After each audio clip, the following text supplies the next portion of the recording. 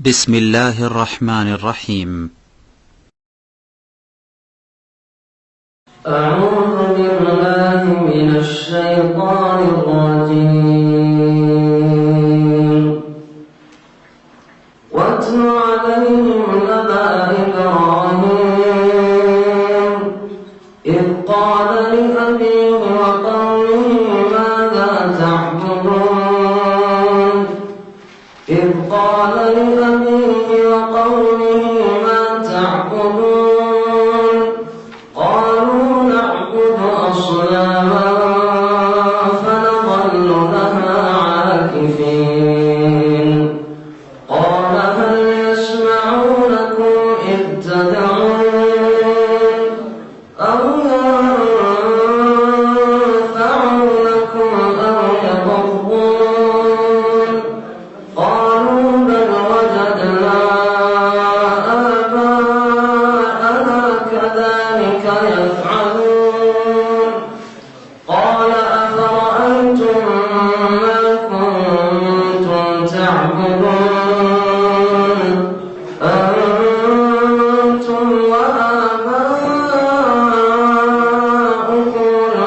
الأقدمون فإنهم عدو لي إلا رب العالمين الذي خلقني فهو يهدين والذي هو يطعمني ويسقين وإذا مرضت فهو يشفين والذي يميتني ثم يحيين والذي أطمع أن يغفر لي خطيئتي يوم الدين رب هب لي حكما وألحقني بالصالحين واجعل لي لسان صدق في الآخرين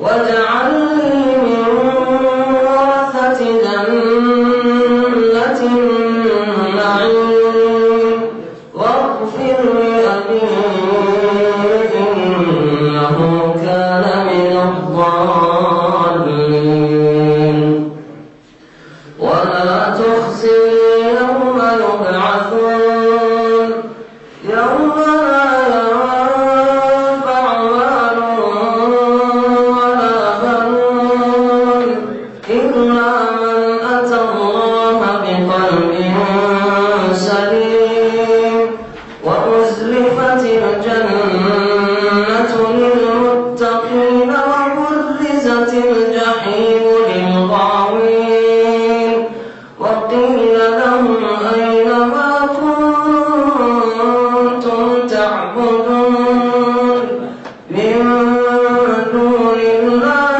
هل ينصرونكم أو ينتصرون فكبكبوا فيها هم والغاوون وجنود إبليس أجمعون قالوا وهم فيها يختصمون تالله إن كنا لفي ضلال مبين إذ نسويكم برب العالمين وما أضلنا إلا المجرمون فما لنا من شافعين ولا صديق حميم فلو أن لنا كرة فنكون من المؤمنين إن في ذلك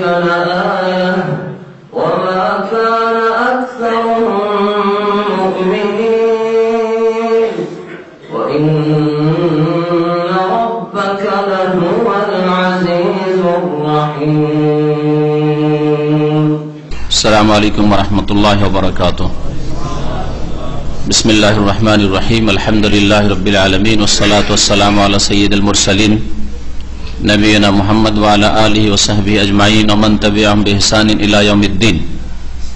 أما بعد فأعوذ بالله من الشيطان الرجيم فلما تراءى الجمعان قال أصحاب موسى إنا لمدركون قال كلا إن معي ربي سيهدين فأوحينا إلى موسى أن اضرب بعصاك البحر فانفلق فكان كل فرق كالطود العظيم وأزلفنا ثم الآخرين وأنجينا موسى ومن معه أجمعين ثم أغرقنا الآخرين إن في ذلك لآية وما كان أكثرهم مؤمنين وإن ربك لهو العزيز الرحيم। সম্মানিত ভাতৃমণ্ডলী, আল্লাহ পাক রব্বুল আলামিনের যাবতীয় প্রশংসা যে আল্লাহ পাক একই একক, যিনি মহান, যিনি সর্বশক্তিমান, যিনি সবকিছুর উপর সক্ষম, যা চান তাই হতে পারে, তার ইচ্ছার বিরুদ্ধে কিছু হতে পারে না। কোন শক্তি আল্লাহ পাকের ক্ষমতার কুদরতের বাইরে পালায়ন করতে পারে না। সালাত এবং সালাম নাযিল হোক নবী মুহাম্মদ রাসূলুল্লাহ সাল্লাল্লাহু আলাইহি সাল্লামের উপর, যাকে আল্লাহ পাক রব্বুল আলামিন শেষ রাসূল করে প্রেরণ করেছেন, তার প্রতি কোরআন কারীম নাযিল করেছেন। তার যারা অনুসারী হয়েছে কি আর যারা হবে কিয়ামত পর্যন্ত আল্লাহ পাক তাদেরকে সম্মানিত করবেন এই ওয়াদা করেছেন। আর তার দিন পালনে যারা গাফিলতি করবে, অবহেলা করবে, দিন থেকে সরে যাবে, আল্লাহ পাক তাদেরকে দুনিয়া এবং আখিরাতে লাঞ্ছিত অপদস্থ করবেন, এই আল্লাহ পাকের ওয়াদা রয়েছে। আমাদের তাফসীর হবে সূরাতুশ শুআরা থেকে। সূরাতুশ শুআরার আয়াত নম্বর 61 থেকে আজকে তাফসীর শুরু করব, যেখানে মূসা আলাইহিস সালামের ফেরাউনের সাথে যে ঘটনা ঘটেছে সেই ঘটনা সংক্ষেপে আল্লাহ পাক রব্বুল আলামিন বর্ণনা করেছেন। আমরা তার শেষ দিকে পৌঁছেছি তাফসীর করে।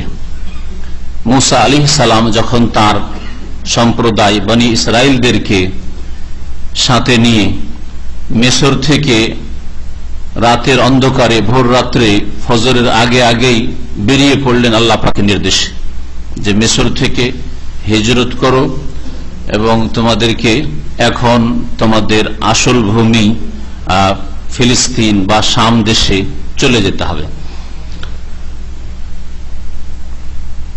জানতে পারল ফেরাউন অসংখ্য সেনাবাহিনী, দেশবাসী, তাদেরকে সাথে নিয়ে সবাইকে তাড়াতাড়ি করে জানিয়ে দেওয়া হলো। আর সবাই মিলে পিছু করলো মূসা আলাইহিস সালামের এবং তার সম্প্রদায়ের, কারণ তারা দাসী ছিল। তারা যদি দেশ থেকে পলায়ন করে তাহলে ঘর সংসার অচল হয়ে যাবে, এরা আমাদের এখান থেকে বেরিয়ে যাবে, এদেরকে আমরা শাস্তি দিলাম না, আর এদের সেবা থেকে আমরা বঞ্চিত হব না, এদেরকে ছেড়ে দেওয়া হবে না। এই উদ্দেশ্য নিয়ে ফেরাউন পিছু করেছিল। আল্লাহ পাক রব্বুল আলামিন ফেরাউনকে এবং ফেরাউনের সাথী সঙ্গীদেরকে ধ্বংস করেছিলেন লোহিত সাগরের পানিতে ডুবিয়ে, যেটা ছিল মুহররম মাসের 10 তারিখ, আশুরার দিন। মহান আল্লাহ ইরশাদ করেছেন, ফালাম্মা তারা আল জামআন, যখন দুটি দল পরস্পরকে দেখল। তারা মানে একে অপরকে দেখা, রা মানে এক পক্ষ থেকে দেখা, রায়ারা আলাম তারা, তুমি কি দেখোনি? আর তারা বাবে তাফাউল থেকে, ওর মানে দুই পক্ষ থেকে দেখা, এতে মুশারাকা রয়েছে। ফালাম্মা তারা আল জামআন, যখন দুটি দল, অর্থাৎ মূসা আলাইহিস সালামের দল আর আরেক দল হচ্ছে ফেরাউনের দল, দুই দল পরস্পরকে দেখলো, একে অপরকে দেখতে পাচ্ছে। ফেরাউনের দল পিছন থেকে কাছে চলে এসছে, এত কাছাকাছি চলে এসছে যে আগে যে চলে যাচ্ছেন মূসা আলাইহিস সালাম তার সাথী সঙ্গী অনুসারীদেরকে নিয়ে, তারা এই ফেরাউন এবং ফেরাউনের দলকে দেখতে পাচ্ছে। এইরকম যখন পরিস্থিতি, কাল আসহাব মূসা, তখন মূসা আলাইহিস সালামের সাথী সঙ্গীরা, মূসা আলাইহিস সালামের সাহাবী, যারা নবীর সাথী সঙ্গী, নবীর সাহাবী, মূসা আলাইহিস সালামের সাথী সঙ্গীরা বলল, ইন্না লামুদরাকুন, আমরা তো ধরা পড়ে যাব।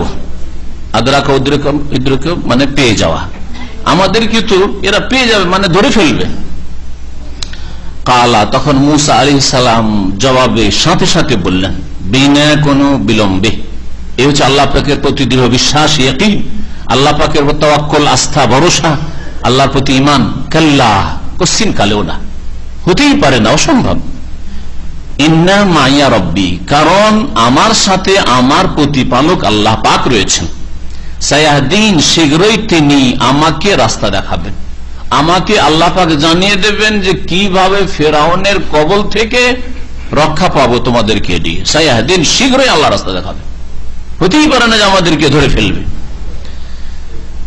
আল্লাহ পাক ইরশাদ করছেন, আল্লাহর উপর ভরসা করলে যে তার ফল খুব দ্রুত পাওয়া যায়। ফাউহাইনা ইলা মূসা, অতঃপর আমি মূসা আলাইহিস সালামকে প্রত্যাদেশ করলাম, ওহী করলাম, জানিয়ে দিলাম ওহী মারফুত, আনিদরিব বিআসাকাল বাহর, তোমার লাঠি সমুদ্রের উপর মারো, লাঠি দিয়ে আঘাত করো সমুদ্রের পানিতে। ফানফালাকা, আঘাত করলেন মূসা আলাইহিস সালাম। আল্লাহ পাক বলছেন তখন পানি বিভক্ত হয়ে পড়ল। ইনফালাকা মানে দ্বিখণ্ডিত হয়ে যাওয়া। ফানফালাকা, পানি দুই ভাগে ভাগ হয়ে গেল, দুই দিকে পানি, মাঝখানে পানি নেই, শুকিয়ে গেল একটা লাঠির আঘাতে। লাঠির মধ্যে এই ক্ষমতা নেই, এই ক্ষমতা কার? আল্লাহ পাকের ক্ষমতা, আল্লাহ পাকের কুদরত।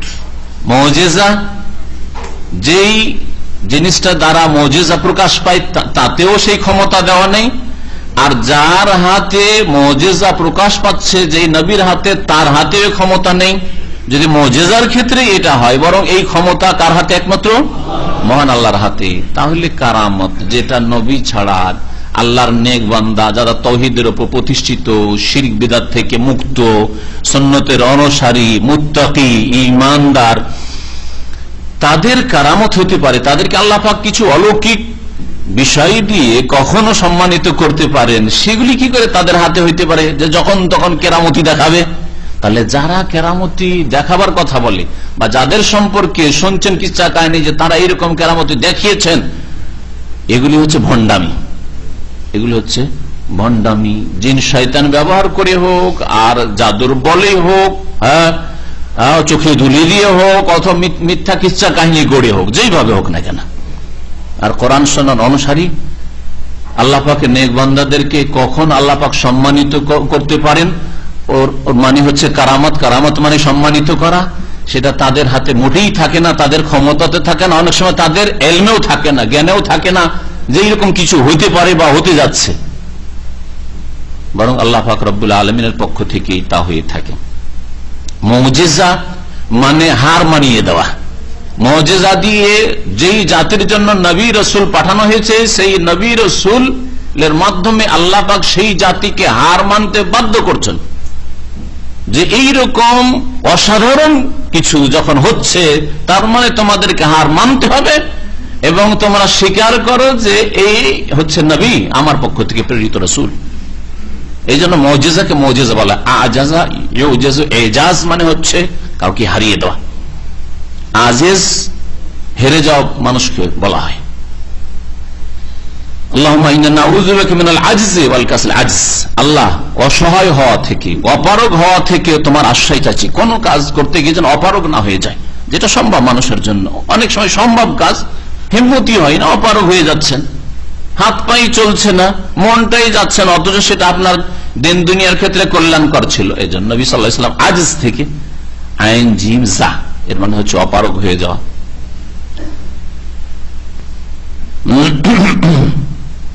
মুজিজা যখন আসে কোন জাতির উদ্দেশ্যে নবী রাসূলদের মাধ্যমে, তখন সেই জাতিকে অপারগ করে দেওয়া হয় যে তোমরা এই নবীর সামনে অপারগ পারবে না, সুতরাং মেনে নাও, ঈমান নিয়ে আসো, আল্লাহকে ভয় করো, আল্লাহ পরকালে বিশ্বাসী হয়, রাসূলকে বিশ্বাস করো।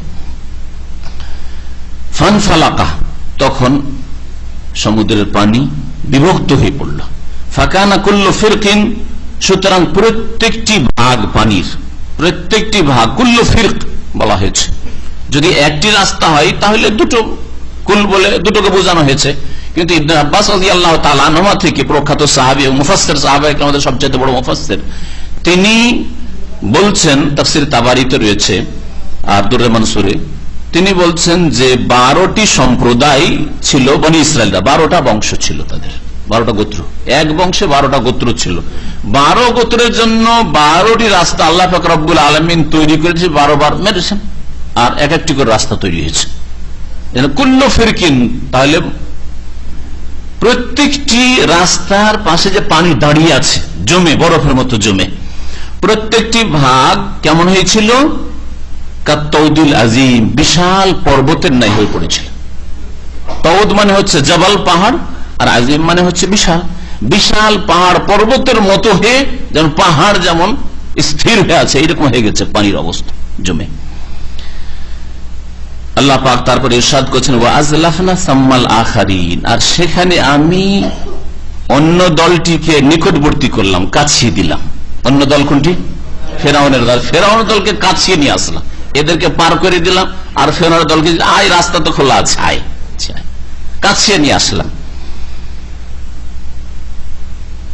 ওয়ানজাইনা মূসা ওয়া মান মাহু আজমাইন, এবং মূসা আলাইহিস সালামকে এবং যারা তার সাথে ছিল তাদের সকলকে আমি রক্ষা করলাম, মুক্তি দিলাম, এই পানির কবল থেকে রক্ষা করলাম, নাজাত দিলাম। সুম্মা আগরাকনাল আখারিন, অতঃপর আমি অপর দলটিকে পানিতে নিমজ্জিত করলাম, ডুবিয়ে ধ্বংস করলাম। আগরাকা, গার্ক মানে ডুবিয়ে যাও। আগরাকনা, আমি ডুবিয়ে দিলাম অন্য দলটিকে, ফিরআউনের দলকে। ইন্না ফি যালিকা লাআয়া, নিঃসন্দেহে এতে রয়েছে বড় নিদর্শন।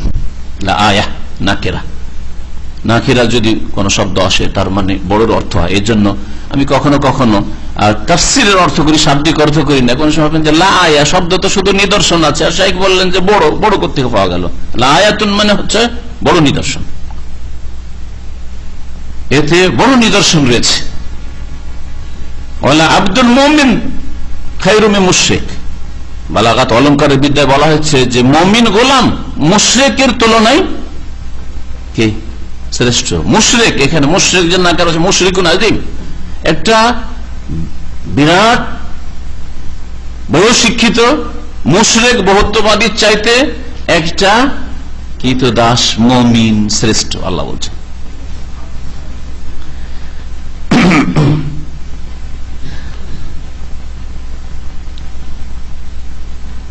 আল্লাহ পাক ইরশাদ করছেন, নিশ্চয়ই এতে রয়েছে নিদর্শন। নিদর্শন মানে শিক্ষার বিষয়। এটা থেকে মানুষ যদি জ্ঞান চক্ষু দিয়ে দেখে, চিন্তা করে দেখে যে মূসা কত দুর্বল, মূসার জাতি কি গোলামের জীবন যাপন করছিল কয়েকশো বছর ধরে, কিভাবে এরা সম্মানিত হইল আর কিভাবে রক্ষা পেল, ভাবা যায়। এখানে অসাধারণ বিষয়। সামনে সমুদ্র, ঝাঁপ দিলে ডুবে মরার কথা, আর পিছন দিকে হাজার হাজার শত্রু চলে আসছে। যারা শক্তিশালী ছিল নিশ্চিহ্ন হয়ে গেল। বাড়িঘর থেকে এরা কখনো বেরোতো না যদি আল্লাহ এইরকম কৌশল না করতেন। বেরিয়ে আসলো, কত নিয়ামত আর ভোগ বিলাসে ডুবেছিল তারা, হারাম অন্যায় ভোগ বিলাসে ডুবেছিল, জুলম অত্যাচারে লিপ্ত ছিল। সবকিছু ছেড়ে ত্যাগ করে ঘুরে ঘুরে ঘুরে আয়েশ আরাম সবকিছু ত্যাগ করে দৌড় দিয়ে আসছে ধ্বংস হওয়ার জন্য। আল্লাহ পাক রব্বুল আযাবের জাল পাতা রয়েছিল তাদের জন্য। এতে বড় শিক্ষার বিষয় রয়েছে। ওমা কানা আকসারুহুম মুমিনিন, কিন্তু মানব জাতির অধিকাংশ বিশ্বাস করে না, যার ফলে ফিরআউনের জীবনী জেনেও সংশোধন করে না, এখনো কুফরি করতে আছে, এখন আল্লাহ পাকের অবাধ্যতায় লিপ্ত রয়েছে, জুলম অত্যাচারে লিপ্ত রয়েছে, এখন আল্লাহর দিকে ফিরে আসে না, পরকালমুখী হয় না, নবী রাসূলদের সাথ দেয় না। অধিকাংশ মানুষ বিশ্বাসী নয়, আসলে বিশ্বাসই করে না। ওয়াইন্না রাব্বাকা লাহুয়াল আজিজুর রহিম, আর হে নবী মুহাম্মদ সাল্লাল্লাহু আলাইহি সাল্লাম, নিঃসন্দেহে তোমার প্রতিপালক মহাপরাক্রান্ত আজিজ, আর রহিম বড়ই দয়ালু। তারপরে মহান আল্লাহ ইব্রাহিম আলাইহিস সালামের ঘটনা সংক্ষেপে এখানে বর্ণনা করছেন, যাতে রয়েছে নিদর্শন, শিক্ষার বিভিন্ন দিক। আল্লাহ পাক বলেছেন, ওয়াতুলু আলাইহিম নাবা ইব্রাহিম, হে নবী মুহাম্মদ সাল্লাল্লাহু আলাইহি সাল্লাম তাদের সামনে ইব্রাহিম আলাইহিস সালামের বৃত্তান্ত পড়ে শোনাও। অতুল মানে তেলাওয়াত করো, পাঠ করো। আলাইহিম তাদের সামনে, নাবা মানে হচ্ছে বৃত্তান্ত, খবর, সংবাদ। ইব্রাহিম আলাইহিস সালামের সংবাদ, ইব্রাহিম আলাইহিস সালামের বৃত্তান্ত তাদেরকে পড়ে শোনাও, পাঠ করে শোনাও। এই কোরআনে কারিমে যা আমি নাযিল করছি মানব জাতিকে, তোমার বংশধরকে, তোমার দেশবাসীকে, তোমার সামনে যা দাওয়াতের যে ক্ষেত্র রয়েছে তাদেরকে পড়ে শোনাও। কিয়ামত পর্যন্ত এই আয়াত মানব জাতির সামনে রয়েছে, যা রাসূলুল্লাহ সাল্লাল্লাহু আলাইহি ওয়াসাল্লাম প্রথম পড়ে শুনিয়েছেন, আর তারপরে যুগে যুগে আইম্মায়ে কেরাম, উলামায়ে কেরাম, দ্বীনের দায়ীরা তারা পড়ে শোনাচ্ছেন, যারা দ্বীনের দিকে আহ্বান করবে এবং করছে। ইয ক্বাল লিআবিহি ওয়া কওমিহি মা তা'বুদুন, যখন ইব্রাহিম আলাইহিস সালাম নিজ পিতাকে এবং নিজ সম্প্রদায়কে বলেছিলেন মা তা'বুদুন, তোমরা কিসের পূজা করছো, তোমরা কিসের ইবাদত করছো, পূজা করছো, এগুলো কি করছো তোমরা? কালু, তখন তারা বলেছে না আবুদু আসনামান, আমরা প্রতিমার পূজা করছি। সানামের বহুবচন আসনাম, আমরা প্রতিমা মূর্তি পূজা করছি। ফানাযাল্লু লাহা আকিফিন, আর তুমি কি বলতে চাও, ছেড়ে দেবো? কখনো ছাড়বো না, বাপ দাদা এতদিন ধরে করে আসছে, তুমি কি কথা বলো? ফানাযাল্লু লাহা আকিফিন, আর আমরা এই পূজা, এই প্রতিমা পূজার ওপর সর্বদা অটল থাকবো। আকিফিন, আকাফ মানে জমে থাকা, এখান থেকে হচ্ছে এতেকাফ করা। রমজান মাসে যে সুন্নতে এতেকাফ বা মসজিদে এতেকাফ করা, এতেকাফ মানে অবস্থান করা। হ্যাঁ, অটলে মসজিদ থেকে বাইরে বিনা প্রয়োজনে যায় না, তাই না? বাড়ি মোটেই যায় না, তাই না? ঘর সংসারের কাজে যায় না, এতেকাফ ওখান থেকে এসছে। ওয়ালা তুবাশিরু আনতুম আকিফুনা, ওখানে আকিফুন আছে, এখানে আকিফিন। আকিফ মানে কোন জায়গায় অটল হয়ে থাকে। তো এরা বলেছিল আমরা এই বাতিল শিরকের ওপর, মূর্তি পূজার ওপর আমরা সদা সর্বদা অটল থাকব, কখনো ছেড়ে দেব না আমরা।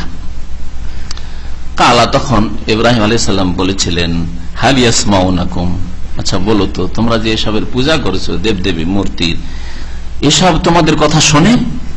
ইস্তাদুন, যখন এদেরকে ডাকো, হ্যাঁ, যখন এই দেবদেবীর নাম ধরে ডাকো, সম্বোধন করো, জোরদার করো, মনের আশা পূরণ করো, কামনা বাসনা পূরণ করো, এরা শোনে?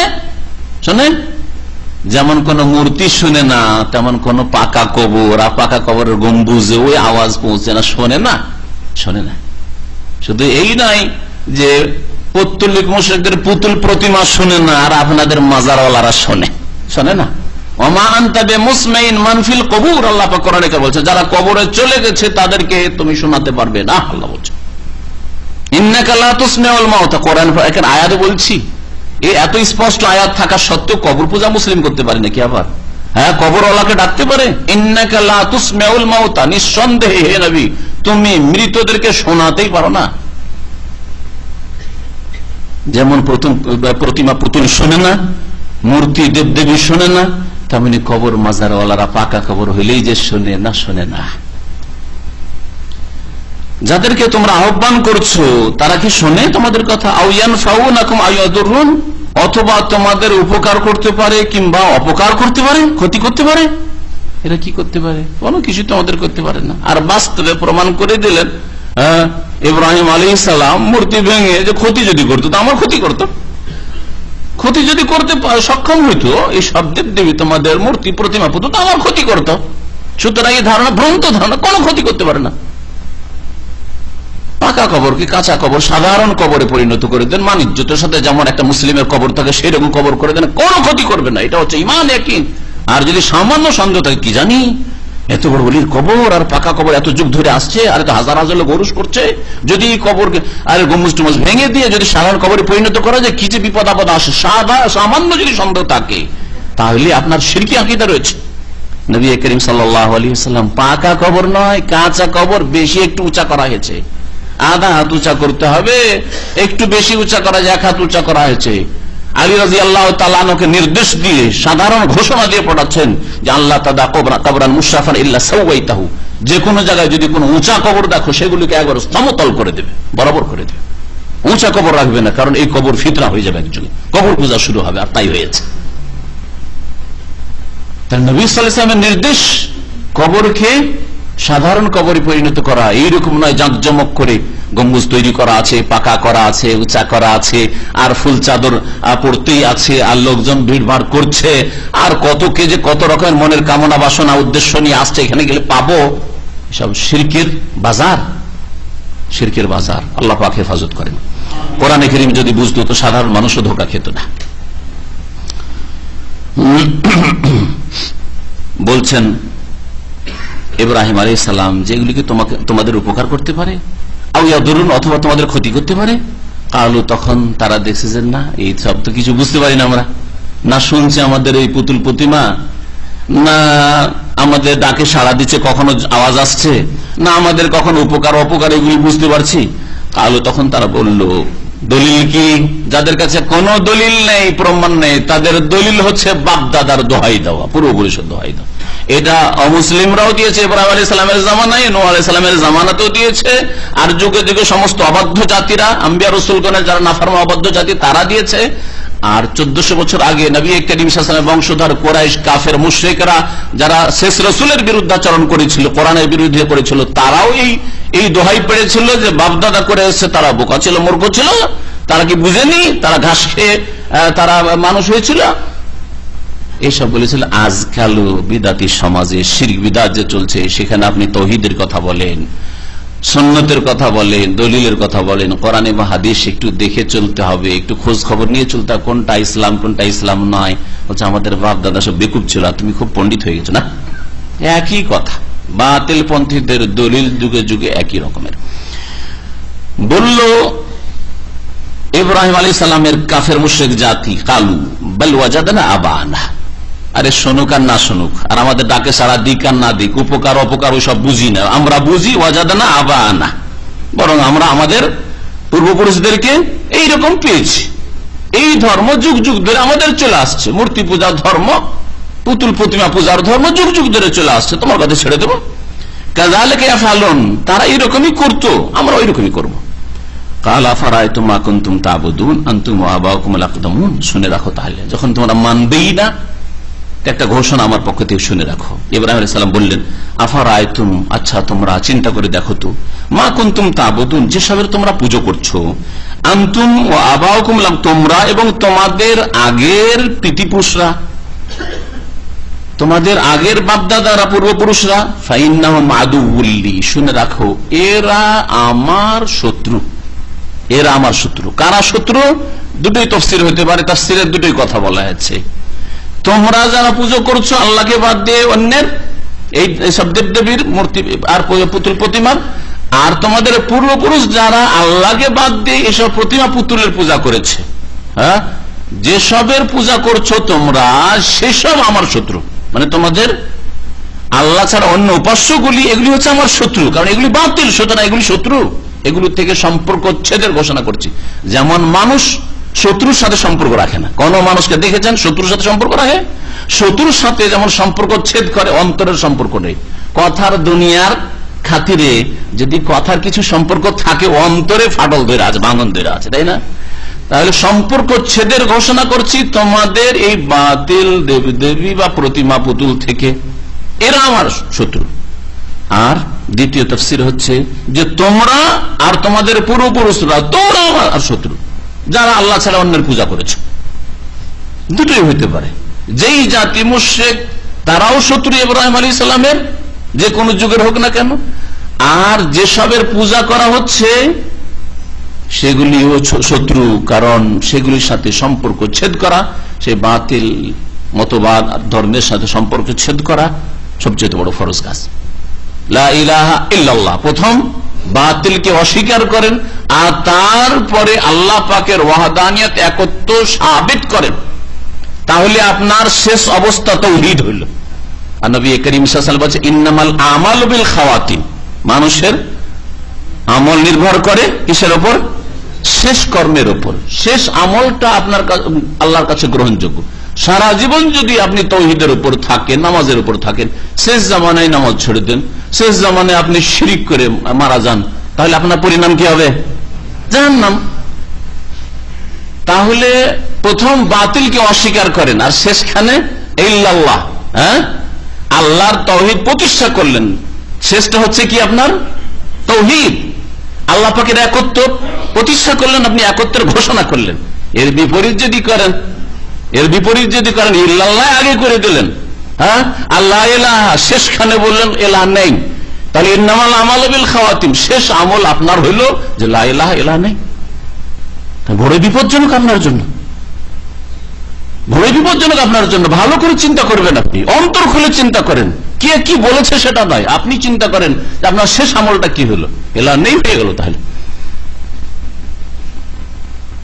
আল্লাহ পাক যেন বুঝার তৌফিক দান করেন, হককে গ্রহণ করার তৌফিক দান করেন, যার কাছ থেকে হক আসুক না কেন, যেখান থেকে সত্য আসুক না কেন, সত্যকে গ্রহণ করা আল্লাহ পাক তৌফিক যেন আমাদের দান করেন।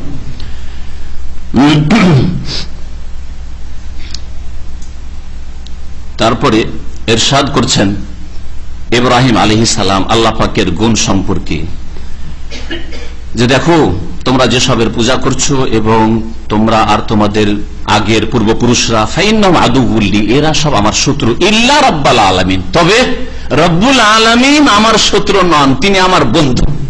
শেষখানে কি তাহলে? শেষখানে রব্বুল আলামিন বন্ধু, পজিটিভ। হ্যাঁ, শেষখানে আল্লাহর তাওহীদ সাব্যস্ত। যদি কোন মানুষের শেষ নিঃশ্বাস ত্যাগ হয়ে যায় গিয়ে রব্বুল আলামিন তাওহীদের উপর হলো, তাই না? শেষখানে তাওহীদ হলো, শেষখানে তাওহীদ। ইল্লাল্লাহ এটা হচ্ছে তাওহীদ, আর লা ইলাহা এটা হচ্ছে নেগেটিভ, বাতিল কে অস্বীকার করা। ওই রকমই ফাইন্নাহুম আদুউল্লি, বাতিল মতবাদ, বাতিলের পূজা, এগুলি হচ্ছে আমার শত্রু।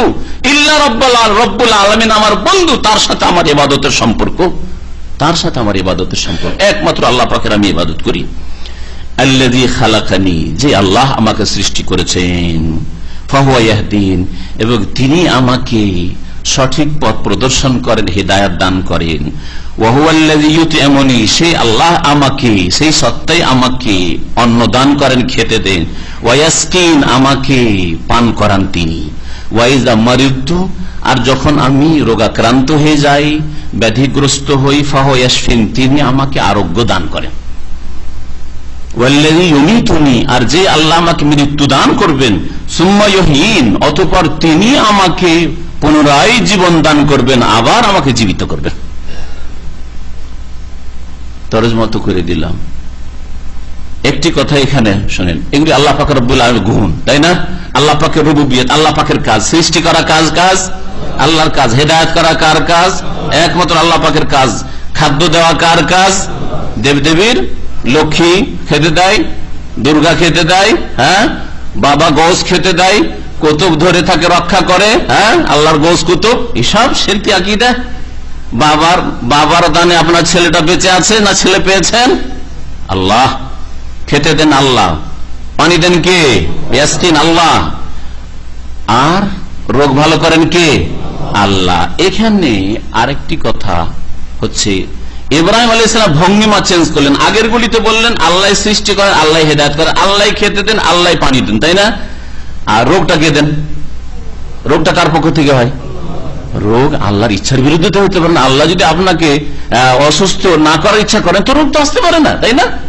সবকিছু আল্লাহর পক্ষ থেকে, তাই না? কিন্তু এখানে বলতে গিয়ে ইব্রাহিম আলাইহিস সালাম এই কথা বললেন না যে যেই আল্লাহ আমাকে রোগাক্রান্ত করেন, হ্যাঁ, বললেন কি মরে তো আমি যখন অসুস্থ হই, বললেন কে অসুস্থ করে, কথা বললেন না। শেফা কে দেন? ফাহুয়া ইয়াশফিন, আল্লাহ শেফা দেন। আবার শেফা আরোগ্যটাকে আল্লাহর সাথে সম্পৃক্ত করলেন, কিন্তু রোগ দেওয়াটাকে আল্লাহর সাথে সম্পৃক্ত করলেন, অথচ রোগটাও আল্লাহর পক্ষ থেকে আসে, আর রোগের চিকিৎসা সুস্থতাও আল্লাহর পক্ষ থেকে, শেফার আল্লাহর পক্ষ থেকে আসে। হিকমতটা কি, রহস্য কি, ভাষার ভঙ্গিমা ইব্রাহিম আলাইহিস সালাম খলিলুল্লাহ কেন পরিবর্তন করে দিলেন? কেন এই কথা বলেন না যিনি রোগ দেন, যিনি শেফা দেন, এরকম কেন বললেন না? এর উত্তর কি বলতে পারেন? না, সবসময় জরুরি না। তাই নবী রাসূলগণকে অসুখ হয়েছে, নবী সাল্লাল্লাহু আলাইহি সাল্লামকে জাদু করা হয়েছে, তাহলে গাফিলতির কারণে নাকি? এটা বড় অপবাদ হয়ে যাবে। শোনেন ভালো করে, আম্বিয়া রসুলগণ সবচেয়ে বেশি আল্লাহর সামনে আদবের খেয়াল রেখেছেন। যদিও ব্যাধি বা খারাপ মন্দ জিনিসটা আল্লাহর পক্ষ থেকে হয়, কিন্তু মন্দটাকে আল্লাহর সাথে সম্পৃক্ত করা জানো কিরকম? বেয়াদবি। যদিও সৃষ্টিগত দিক থেকে আল্লাহ রোগ সৃষ্টি করেন, সেই জন্য আল্লাহ সৃষ্টিকর্তা, এতে কোনো সন্দেহ নাই, কিন্তু আল্লাহর সাথে সম্পৃক্ত করে আল্লাহ আমাকে রোগ দিয়েছেন, যেন একটু বেয়াদবি কথাটা, তাই না? আমি অসুস্থ হয়েছি, আল্লাহ যেন শেফা দান করেন, কিন্তু আল্লাহ তুমি রোগ দিয়েছো, তুমি ভালো করো, বেয়াদবি হলো কথাটা। যাতে করে অধিক আদবের খেয়াল থাকে, সেই জন্য ইব্রাহিম আলাইহিস সালাম তার অসুস্থ হওয়াটাকে আল্লাহর সাথে সম্পৃক্ত করেননি। নিজে বলেছে ওয়াইদা মারিদতু, আমি যখন অসুস্থ হয়ে পড়ি, ফাহুয়া ইয়াশফিন, তখন তিনি আরোগ্য দান করেন। এই জন্য নবী করিম সাল্লাল্লাহু আলাইহি ওয়াসাল্লামের একটি দোয়ায় মাসুরাতে, হাদিসের দোয়া রয়েছে, ওয়াশশাররু লাইসা ইলাইক, খারাপ জিনিস মন্দ জিনিস আল্লাহ তোমার দিকে সম্পৃক্ত করছি না, তোমার সাথে সম্পৃক্ত করছি না। যদিও সৃষ্টি করার দিক থেকে আল্লাহ সবকিছুর সৃষ্টিকর্তা, আল্লাহ পাক রব্বুল মানুষও সৃষ্টি করে, সাপ বিচ্ছুও সৃষ্টি করেছেন, তাই না? আল্লাহ পাক উপকারী জিনিসও সৃষ্টি, অপকারী জিনিসও সৃষ্টি করেছেন, কিন্তু অপকারী জিনিস আল্লাহ সাপ দিয়ে দংশন করিয়েছে। কোথা বিয়াদবি, সাপে দংশন করেছে। আলহামদুলিল্লাহ, আল্লাহ শেফা দান করেছে। আদব, এই আদব শিখিয়েছেন ইব্রাহিম খলিলুল্লাহ।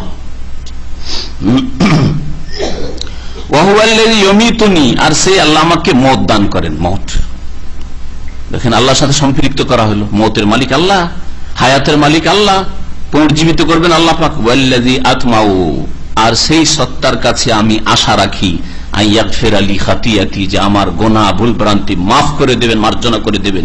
ইয়াউমাদ্দিন, প্রতিদান দিবসে, কিয়ামতের দিনে, বিচার দিবসে আল্লাহ আমাকে মাফ করে দেবেন, এই আশায় আল্লাহর কাছে রাখি।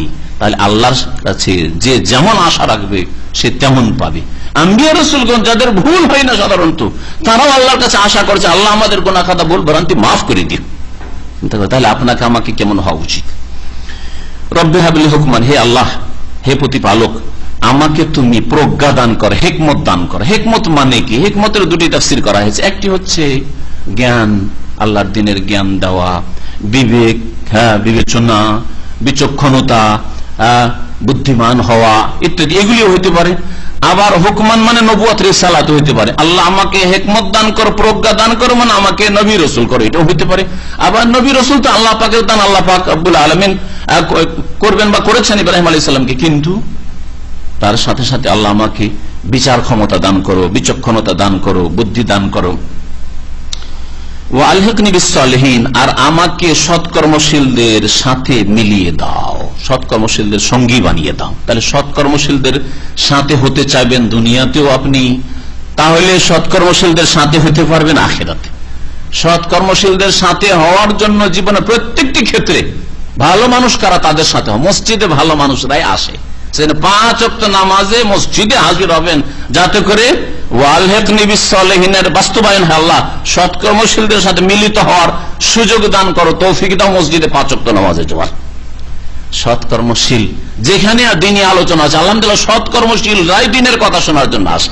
আর গান বাজনার যদি আসর হইতো, কোন মেলা হইতো, দেখতেন ভিড় ভাড়, গোটা দাম্মামের বাঙালি সব উঠে চলে আসতো। অসৎ লোকেরাই পাপের কাজের জায়গায় থাকে।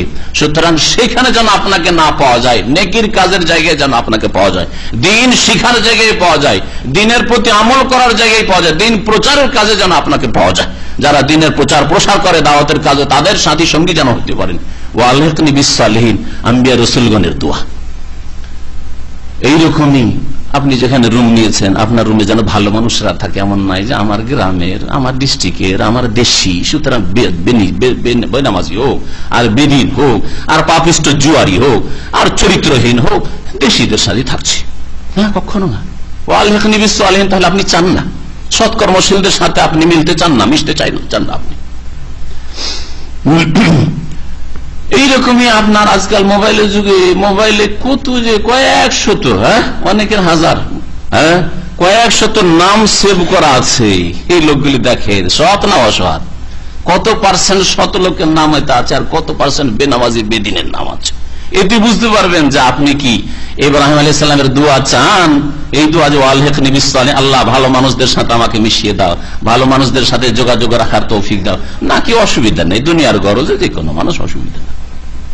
দেখা যায় 10টা লোক বেনামাজি হবে, নামাজি হবেন, আর বাকি সব বেনামাজি, দাল বেদিন, আল্লাহ দ্রোহী, মুশরিক, কোনো অসুবিধা নেই, দুনিয়ার গরজে ওদের নাম সেভ করা আছে।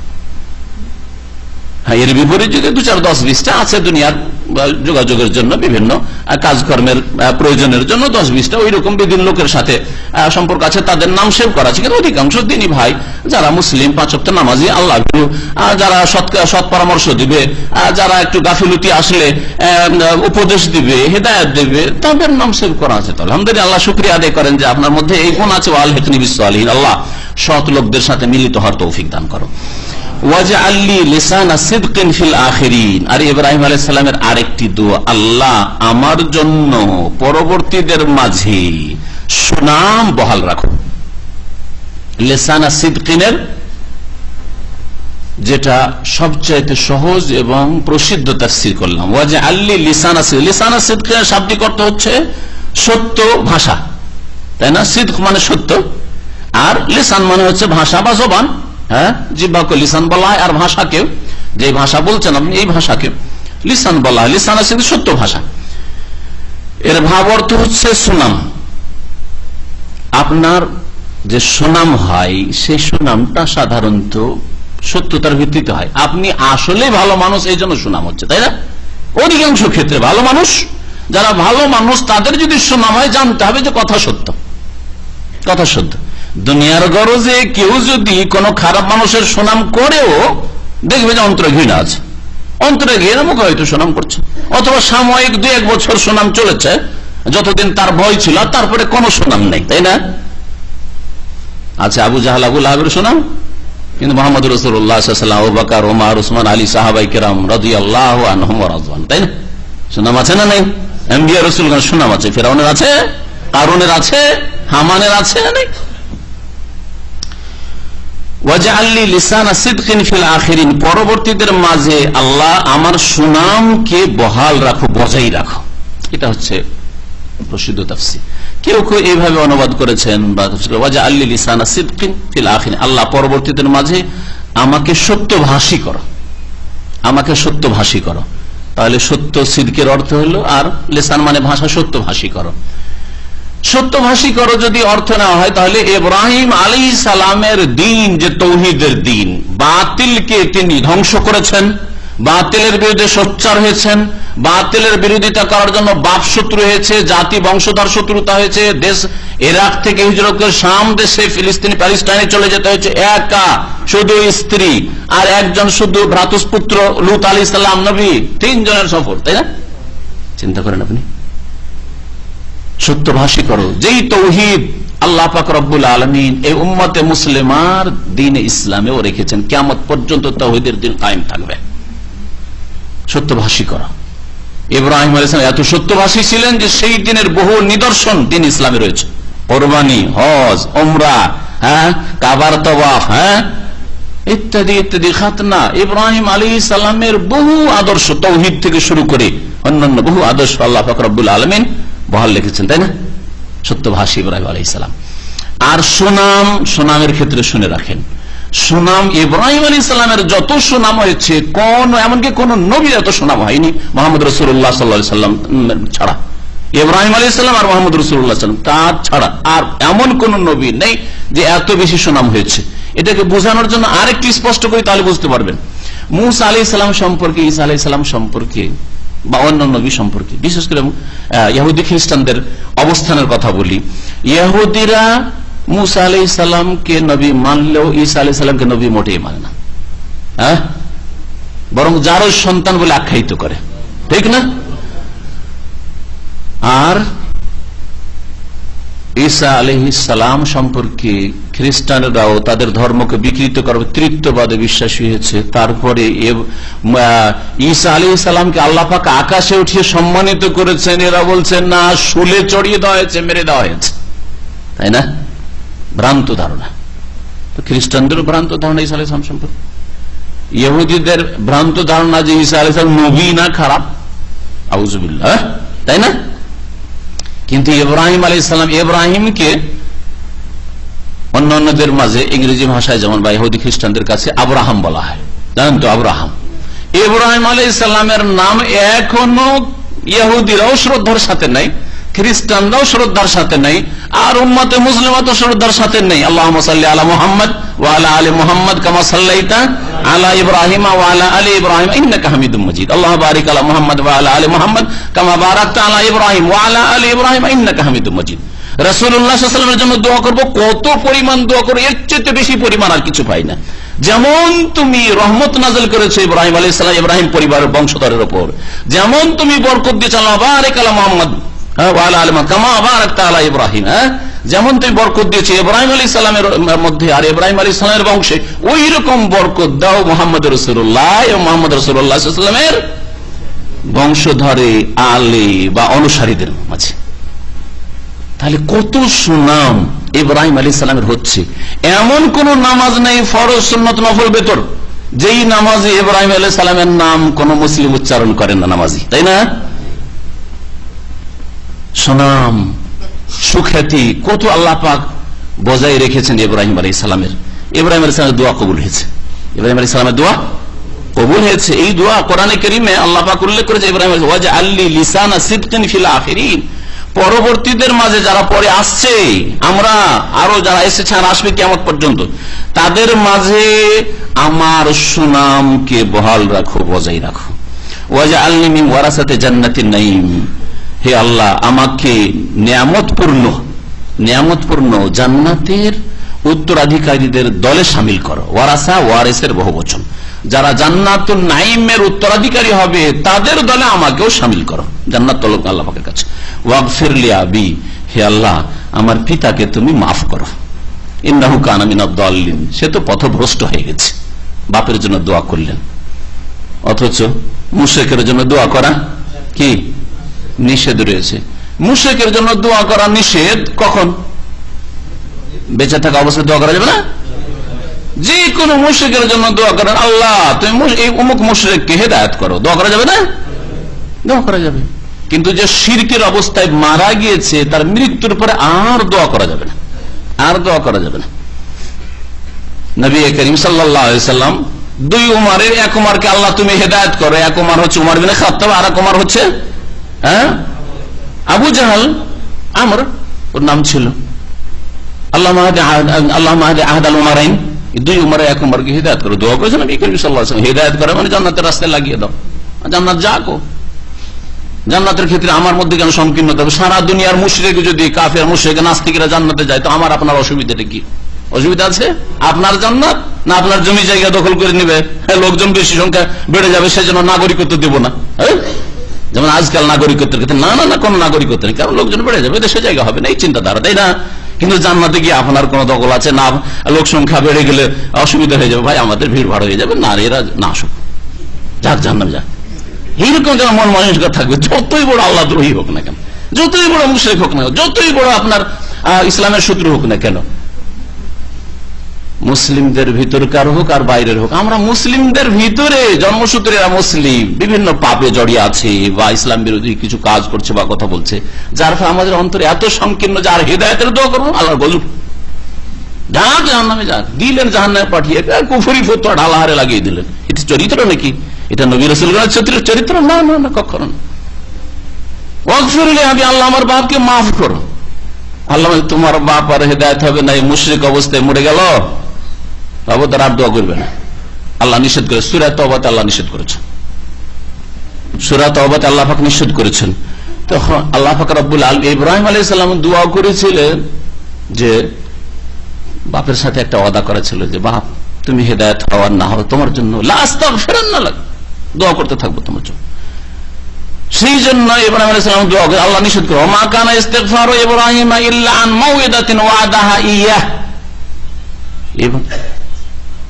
ইব্রাহিম আলাইহিস সালাম যে দোয়া করেছিলেন আল্লাহ আমার বাপকে মাফ করে দাও, ইল্লা আন মাউইদা, একটা ওয়াদা প্রতিশ্রুতি ছিল তার বাপের সাথে, সেই জন্য ওয়াদাহা ইয়াহ, বাপের সাথে ওয়াদা করেছিলেন। ফালাম্মা তাবায়্যানা আন্নাহু আদুউল লিল্লাহ, যখন স্পষ্ট হয়ে গেল ওহীর মাধ্যমে বা কুফরি শিরকের উপর তার মৃত্যুর মাধ্যমে আল্লাহ জানিয়ে দিলেন তোমার বাপ কাফের মুশরিক, দোয়া করবে না, তখন তাবায়্যানা স্পষ্ট হলো ইব্রাহিম আলাইহিস সালামের সামনে এই বিষয়টি, আন্নাহু আদুউল লিল্লাহ, আমার পিতা আল্লাহর শত্রু, আল্লাহর দুশমন, আর দোয়া করে চলবে না। তাবাররা মিনহু, তখন ইব্রাহিম আলাইহিস সালাম সম্পর্ক ছেদের ঘোষণা করে, আমার বাপের সাথে আর কোনো সম্পর্ক নেই, যার আল্লাহর সাথে সম্পর্ক না আমার সাথে তার সম্পর্ক নেই। তাবাররা মিনহু।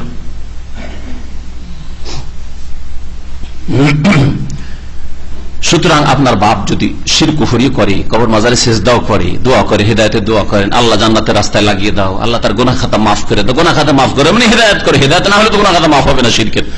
দোয়া করতে থাকে, দোয়া করতে থাকেন, হ্যাঁ যতক্ষণ পর্যন্ত মওত না আসছে দোয়া করতে থাকেন, একবার দোয়ার মেহনত চালান আর দাওয়াতের মেহনত চালান। যখন দেখলেন শিরক কুফরির উপরে একবারে মারাই গেল আর হেদায়েত হলো না, এখন নিষেধ, আর দোয়া করা যাবে না মাগফিরাতের, কারণ কর্ম বন্ধ হয়ে গেছে, আমল বন্ধ হয়ে গেছে, ঈমান নিয়ে আসা বন্ধ হয়ে গেছে, তওবার দরজা তার সামনে বন্ধ হয়ে গেছে। ওয়ালা তুখজিনি ইয়াওমা ইউবাসুন, হে আল্লাহ পুনরুত্থানের দিনে, যেই দিন লোকেরাকে উঠানো হবে, সেই দিন আমাকে অপদস্থ লাঞ্ছিত করিও না, সেই দিন লাঞ্ছিত করিও না। আমার বাপ কাফের মুশরিক হয়ে আসবে আর আমার চোখের সামনে জাহান্নামে যাবে, বড় লাঞ্ছিত অপদস্থ হব, অপদস্থ করিও না। এই জন্য ইব্রাহিম আলাইহিস সালামের বাপকে যখন হাসরের মাঠে হাজির করা হবে, বলবেন ইয়া আল্লাহ, সেই বুখারীর হাদিস, ইয়া আল্লাহ আমার সামনে আর সারা দুনিয়ার যত মানুষ আদম সন্তান সবার সামনে ইব্রাহিমের বাপ ইব্রাহিমের সামনে জাহান্নামে যাচ্ছে। আল্লাহ বড়ই লাঞ্ছনা, বড়ই লাঞ্ছনা আল্লাহ। তখন আল্লাহ পাক রব্বুল আলামিন হঠাৎ করে বললেন তোমার পায়ের দিকে দেখো। হঠাৎ করে তার বাপকে একটা পশুর আকার দিয়ে দেওয়া হবে, পশুর মতো হয়ে একটা জানোয়ার যেন পড়ে আছে, আর সেটাকে তখন জাহান্নামে নিক্ষেপ করে দেওয়া হবে। লোকেরা টের পাবে না যেটাই ইব্রাহিমের বাপ পশু, এটা পশু ছিল, ইব্রাহিমের বাপ আর বুঝতে পারবে না। ওয়ালা তুখজিনি ইয়াওমা ইউবাসুন, আল্লাহ কিয়ামতের দিনে বিচার দিবসে পুনরুত্থানের দিবসে আমাকে লাঞ্ছিত অপদস্থ করিও না। সেই দোয়াও ইব্রাহিম আলাইহিস সালামের কবুল হয়েছে, যেটা ওই হাদিস প্রমাণ করে। ইয়াওমা লা ইয়ানফাউ মালু ওয়া বানুন, সেই কিয়ামতের দিনে বিচার দিবসে না কোনো ধন সম্পদ কাজে আসবে, না সন্তানরা কাজে আসবে। বানুন ইবনুনের জামা হচ্ছে বানুন, বানিন, সন্তানরাও কাজে আসবে না। ইল্লা মান আতাল্লাহ বিকলবিন সালিম, হ্যাঁ কাজে কি আসবে? হ্যাঁ ওই ব্যক্তি জান্নাতি হতে পারবে, ওই ব্যক্তি রেহাই পাবে আল্লাহর আযাব থেকে, যেই ব্যক্তি আল্লাহর সামনে আগমন করবে বিকলবিন সালিম, সুস্থ হৃদয় নিয়ে। সালিম, সালিম সুস্থ হৃদয় নিয়ে। সুস্থ হৃদয় কেমন? এই কলবুন সালিমের তাফসিরে এক এক তাফসির কারণ এক এক রকম কথা বলে, সবগুলির সমন্বয়ে বলছি আমি, সবগুলিকে মিলিয়ে বলছি যাতে বুঝতে সুবিধা হয়। ব্যাধি রোগ যে অন্তরের আছে দুই রকমের, উলামায়ে কেরামগণ বলেছেন, আর কোরআনে কারীমে দুই রোগের কথা উল্লেখ করা হয়েছে। একটা হচ্ছে মারজুস শাহওয়াত, আর একটা হচ্ছে মারজুস শুবহাত। একটা হচ্ছে সংশয়ের রোগ, সংশয়ের ব্যাধি, আর একটা হচ্ছে কুপ্রবৃত্তির ব্যাধি, শাহওয়াতের ব্যাধি। শুবহাত মানে সংশয়, যারা শিরক করে সংশয় আল্লাহর তাওহীদ একত্ব সম্পর্কে, যারা নাস্তিকতায় নিমজ্জিত, কুফরি করে, কুফরি কথা বলে, আল্লাহ পরকালে বিশ্বাস করে না, শুবহাত সংশয় রয়েছে। যারা সুন্নতের অনুসারী নয়, বিদআত করে, সংশয় রয়েছে। আমরা তো নবীর মহব্বতি করি, কোন দোষের কাজ করলাম? কোন দোষের কাজ করলাম? আমরা তো নবীর মহব্বতি করি, সারা বছর কিছু করতে পারছি না, 12 রবিউল আউয়ালে তো করি। এই যে সংশয়, মগজে শয়তান সংশয় ঢুকিয়ে রেখেছে, সংশয়ের ব্যাধি কলবে ঢুকে আছে। তো মারজুস শাহওয়াত হয়ে, শুবহাত হয়ে গেল। আর দ্বিতীয় রোগ হচ্ছে মারজুস শাহওয়াত, কুপ্রবৃত্তির অনুসরণের ব্যাধি।